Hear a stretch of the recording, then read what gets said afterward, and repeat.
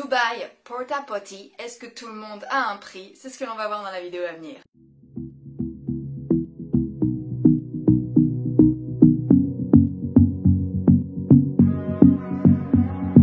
Salut mes petits bichons, j'espère qu'aujourd'hui ça va. Alors cette vidéo aujourd'hui elle est un petit peu spéciale et je pense que je vais en avoir de plus en plus des comme ça.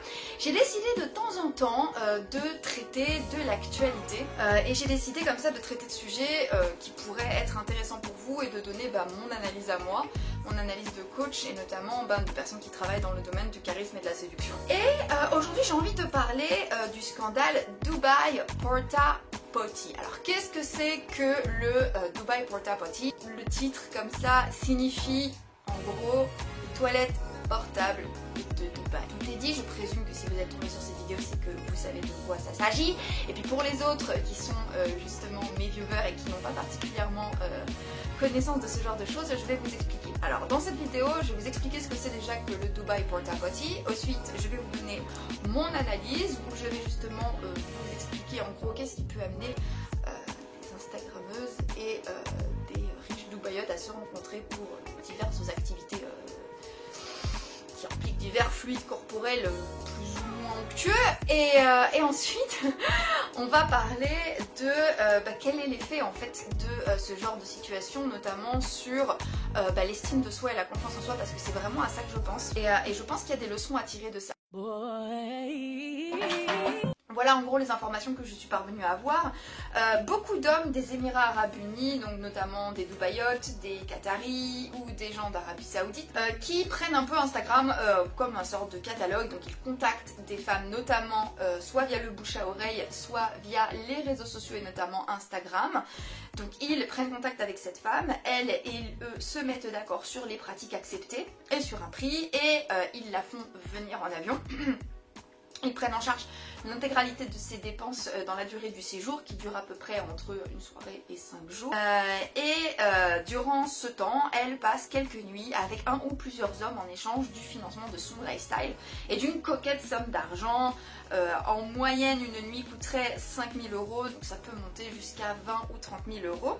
Et le scandale a éclaté quand des vidéos ont fuité d'une Instagrammeuse recevant directement dans sa bouche fécale, entre autres. Alors là où le Dubaï Porta Potty est particulièrement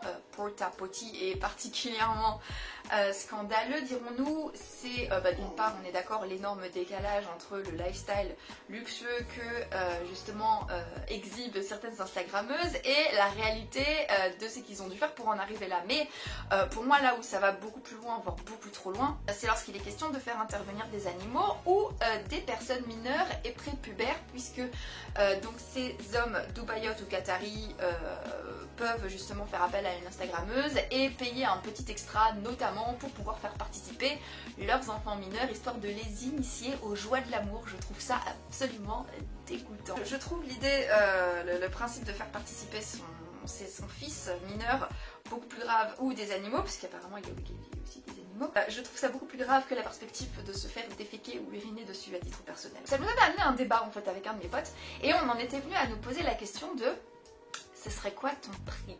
Parce que j'ai mon cousin par alliance qui reconnaîtra cette phrase puisque c'est quelque chose qu'il dit souvent, c'est tout le monde a un prix. Et on en avait rigolé avec un de mes amis en se disant et toi c'est quoi ton prix? Et toi t'as un prix, c'est quoi ton prix? Et pour le coup, tu peux être tenté de te dire ok 20 000, 30 000 €, un mauvais moment à passer, potentiellement, notamment si les gens qui me regardent ou si toi qui me regardes en fait tu es particulièrement vulnérable sur le plan financier, tu es en situation de vulnérabilité financière, je peux comprendre que ton prix soit particulièrement peu élevé ou que pour toi ou même n'importe qui en fait qui m'écoute, je peux comprendre que 30 000 € puisse valoir une mauvaise nuit ou un mauvais moment à passer. Je ne suis pas du tout d'accord avec ça et j'expliquerai un petit peu pourquoi un peu plus loin dans la vidéo, mais je peux concevoir que pour certaines personnes le jeu en vaille la chandelle, du moins sur le papier. Donc je peux concevoir que on se dise bon après tout pourquoi pas, un mauvais moment à passer, une nuit à passer, je dois payer mes études, ou je dois payer mon loyer, ou j'ai toujours rêvé de m'acheter tel ou tel sac ou telle chaussure. Alors autant sac et chaussures, je trouve que ça vaut pas le coup, mais Bon, je peux comprendre quelqu'un qui soit en difficulté financière, qui puisse évaluer comme ça la situation et la juger intéressante. Mais, moi ce que je dis toujours, c'est que tout est feedback et tout est stratégie. Ok, c'est une phrase, ou même je devrais plutôt dire l'inverse d'ailleurs, tout est stratégie et tout est feedback. Et c'est quelque chose que je dis assez régulièrement sur cette chaîne. Et là en fait, la première question que la coach en moi s'est demandée, c'est quelles sont les motivations qui poussent, que ce soit les Instagrammeuses qui acceptent ou que ce soit ces hommes très riches qui proposent ce genre de deal, quelles sont les motivations de ces gens et quelle est la stratégie qu'ils ont décidé de déployer et quel feedback ils espèrent. Alors pour moi le véritable danger, il n'est pas dans le fait que ça puisse s'apparenter à de la prostitution, encore que.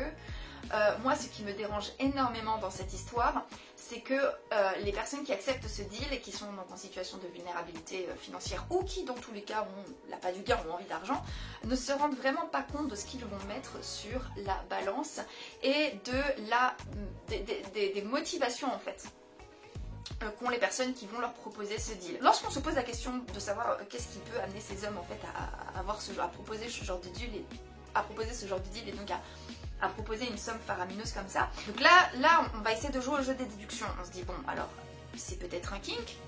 S'il s'agit de kink scatophile ou europhile, personnellement c'est pas ma cam, mais you do you, vous faites ce que vous voulez, je ne juge personne, c'est pas un problème. À titre personnel, ce que les gens font dans leur chambre à partir du moment où ils ferment la porte et où ils ne l'imposent à personne, moi ça me dérange pas. Mais du coup si c'était juste un kink, pourquoi ils en font pas, pourquoi ils ne pratiquent pas ces kinks avec des gens qui sont déjà dans leur vie amoureuse, comme par exemple s'ils sont mariés, des époux ou des compagnes. Et puis bon, s'ils n'ont pas d'épouse ou de compagne, pourquoi est-ce qu'ils ne décident pas de pratiquer ces kinks aussi avec des femmes issues également du Moyen-Orient? Et dans la majeure partie de ces situations-là, les hommes donc des Émirats Arabes Unis qui font appel à ces femmes-là, les font littéralement venir par avion quand ils ne les croisent pas sur Dubaï en tant que touristes.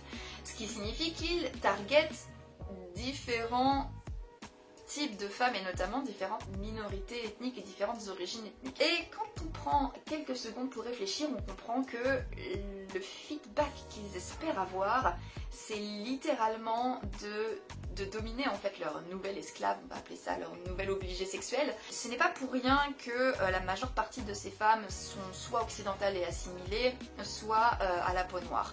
Je pense sincèrement que derrière justement cette pratique se cache une volonté d'asseoir sa domination sur une civilisation ou sur une origine ethnique. Le bénéfice culturel de ces pratiques, je pense, c'est l'avilissement des femmes et de ce qu'elles représentent, à savoir du désir, un désir qui n'est pas autorisé, à savoir des femmes qui ont des mœurs qui les réprouvent, notamment sur Instagram, qu'est-ce que l'on trouve? On trouve, notamment sur Instagram, ils font surtout appel à des femmes qui mettent en avant, on va dire, leurs attributs féminins, on va parler comme ça. Et du coup, on comprend bien que ce qu'ils veulent, c'est quelque part punir et avilir les gens qui sont représentés par ces femmes.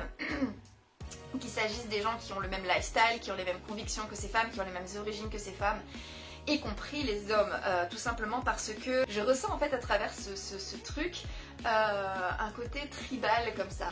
Je salis, j'avilie, je souille vos femelles. C'est un petit peu comme ça que je le vois là pour le coup. J'ai écouté justement quelques petits témoignages.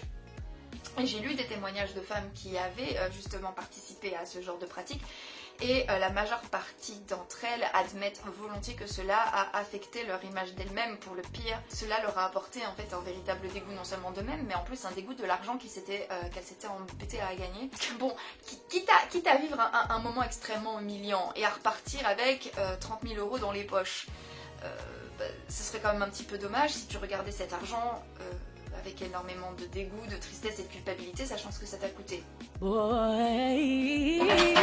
Alors, qu'est-ce qu'on tire de cette histoire et quelles sont mes conclusions par rapport à cette situation? Alors déjà, première chose, méfiez-vous des démonstrations de richesse sur les réseaux sociaux. Pourquoi? Parce que la première conclusion de tous les gens qui ont traité justement de ce phénomène, ça a été de dire, mais les gens, quand on voit des lifestyles luxueux sur Instagram et quand on voit des gens qui mettent en avant un lifestyle luxueux sur Instagram sans forcément expliquer d'ailleurs d'où cet argent est le fruit, sans tout à fait expliquer justement d'où provient cet argent et quelles ont été les méthodes que l'on a employées pour gagner cet argent, je trouve ça toujours extrêmement suspicieux. Quand je vais moi-même sur Instagram et que je vois des femmes qui montrent un train de vie luxueux et qui, lorsque je regarde en fait sur leur bio, je ne vois pas en fait de métier, en fait, un véritable corps de métier. Je me doute en fait que cet argent ne provient pas en fait de son labeur et que elle est sponsorisée par un homme en échange de ses faveurs dans la majeure partie des cas. Il y a autre chose aussi dont il faut se méfier, c'est que la majeure partie des gens qui gagnent extrêmement bien leur vie n'ont pas besoin en fait de mettre en avant et d'avoir pour thème dans leur Instagram voilà à quel point je gagne de l'argent. C'est une chose de montrer son univers et de montrer son style de vie, son lifestyle sur internet et sur les réseaux sociaux. Tout le monde le fait, moi la première. D'ailleurs j'ai assez fait chier tout le monde avec Barcelone, je pense que tout le monde a compris. Mais ce que je veux expliquer, c'est que la majeure partie des gens qui ont un véritable business où ils ne vendent pas en fait leur lifestyle, la majeure partie des gens qui ont autre chose à proposer que leur lifestyle et qui ont autre chose à mettre en avant que leur lifestyle, à savoir souvent la manière dont ils ont acquis ce lifestyle, ils vont surtout mettre en avant leurs accomplissements, d'accord? Donc ils vont mettre en avant les prix qu'ils ont gagnés, notamment les reconnaissances qu'ils vont avoir dans leur domaine de métier, ou alors les choses qu'ils vont faire. Ils vont promouvoir des choses, ils vont promouvoir des produits, ils vont promouvoir des services, ils vont promouvoir une nouvelle marque, ils vont promouvoir des choses. Donc lorsque je vois en fait une personne mettre en avant un lifestyle et notamment de l'argent, mettre en avant justement l'argent que leur coûte leur lifestyle sans forcément mettre en avant la manière dont ils l'ont acquis, moi je dis toujours méfiance. Il faut bien que quand quelqu'un montre en fait un lifestyle plutôt luxueux, et là je pense en fait à l'arnaqueur de Tinder, quand quelqu'un met en avant un lifestyle luxueux, c'est qu'il espère quelque part un retour sur investissement. Donc ces femmes-là, quel était le retour sur investissement qu'ils espéraient? Quel est le retour sur investissement que l'on espère lorsque l'on montre une montre très chère, etc. Est-ce que c'est tout simplement de devoir flexer devant ses anciens camarades de classe qui nous ont harcelés quand on était au collège? Est-ce que c'est justement mettre en avant son lifestyle pour ensuite intéresser des marques? Mais en général, on va plutôt mettre en avant son nombre d'abonnés, son engagement, etc. Est-ce que c'est parce que l'on fait du multi-level marketing, du marketing de réseau et que donc on promeut le lifestyle parce que c'est littéralement ce que vend en réalité le marketing de réseau? Donc lorsque vous voyez quelqu'un montrer un lifestyle de rêve sans vraiment montrer ce qu'ils font de leur vie, ça pue. Écoutez, moi j'ai tout dit pour aujourd'hui. Abonnez-vous si cette chaîne vous plaît. Lâchez-moi votre plus beau pouce si cette vidéo vous a plu. Moi en attendant, je vous embrasse et je vous dis à très vite. Et comme d'habitude, n'oubliez jamais que c'est une petite quiche comme moi y arrive. Tout le monde peut y arriver. Donc maintenant, c'est à vous de jouer.